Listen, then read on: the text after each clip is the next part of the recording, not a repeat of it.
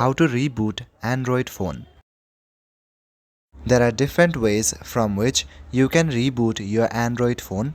First one is by pressing the power off button. In some devices, you might need to press the power off and volume down button together. Once here, select restart.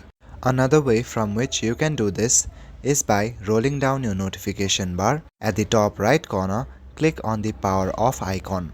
After that, you will land to the same interface. Simply click on the restart option.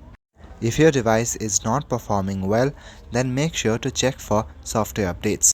Go to settings in your device and scroll down to the bottom.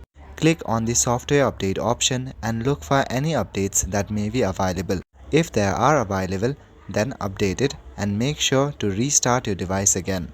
Also, clear all the background apps. So this is how you can reboot easily on your Android phone. That's all for today. Thank you.